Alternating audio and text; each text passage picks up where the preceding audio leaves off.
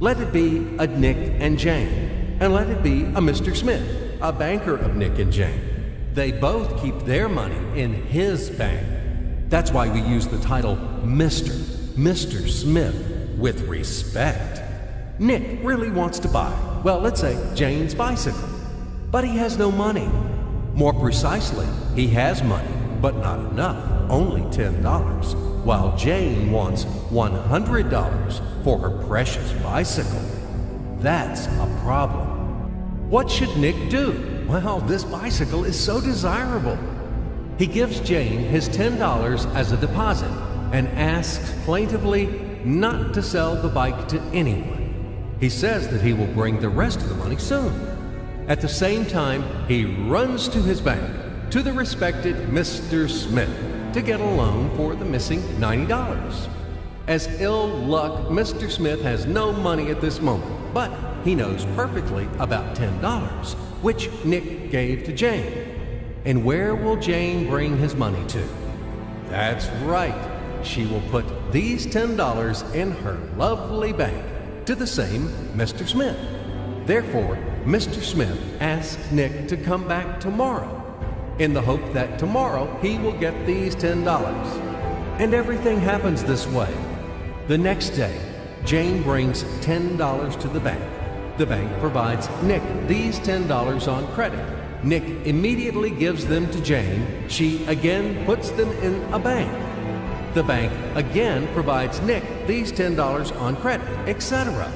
As long as Nick the fool will gather enough money for the bicycle.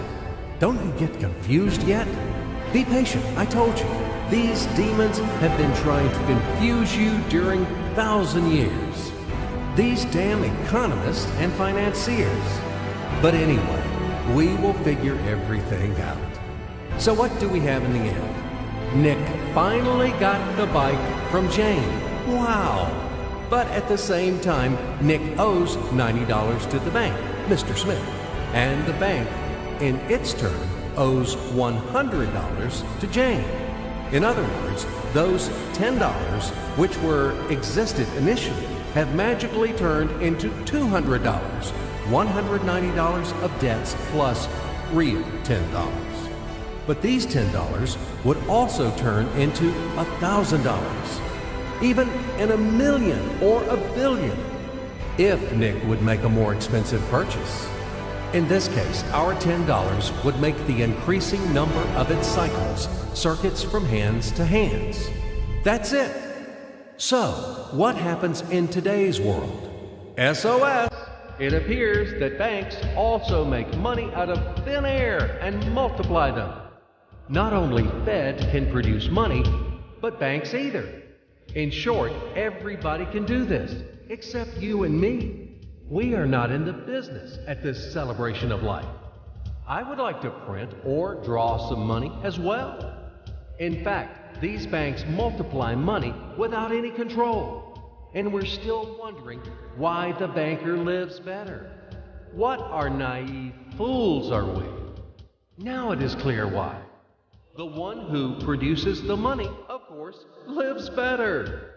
But this is not enough. From this moment, poor Nick will never be able to repay his debts owed to the bank, no matter how hard he would work. Silly Nick doesn't know it yet, that he's in slavery to the bank, in credit bondage forever, because those $90, which he owes to Mr. Smith, do not exist in nature at all. Sly Mr. Smith made his money out of nothing. He created them out of thin air, just one click. And $10 turned into $200. Yes, but you can object